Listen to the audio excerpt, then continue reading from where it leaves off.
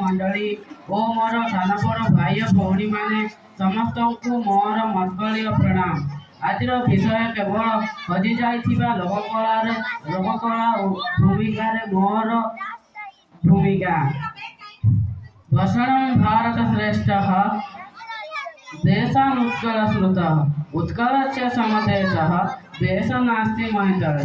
कपिल साहेब ए पद को अवलोकन कले जना जाए जे केउ आदिम जुग ठारू उत्कल को श्रेष्ठ बोली कह जाउछि। एही श्रेष्ठतार कारण अनेक होई पारे।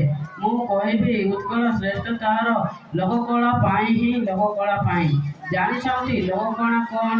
लोककला हेउछि एक निर्दिष्ट अंचल बा गोष्ठीर पारंपरिक अभ्यास जहाँ सेमानक दीपिका को परिपुष्ट करिबा सह मन को प्रफुल्ल करिबारे सहायक होइथाय।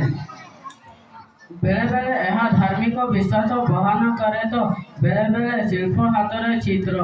ओडिशा माटी तार लोककला को नहीं विश्व दरबार परिचित। यार उदाहरण हॉकी विश्व कपर दागर कलाकृति तार कोणार्क जगन्नाथ लिंगराज देहरे अद्भुत चित्र पिपिली चांदुआ संबलपुरी पोशाक छौ नृत्य संबलपुरी डाल खाई रसोई बोली नृत्य। प्रथम कहवाक चाहिए आज जो शिशु पर्व सुरभि पालन करुचे एठार उपकृष्ट उदाहरण कौन हो पारे लोककला को बंचाई रखिबारे। विद्यालय अनुष्ठित होइथिबा प्रत्येक पर्वपर्वाणी पिलामाने जातीय पर्व पिलामाने प्रदर्शन करती यथा चित्रकला रंगोली और पुष्प साजसज्जा भली। विद्यालय एथिपाई अहरह प्रयत्न करिथाय।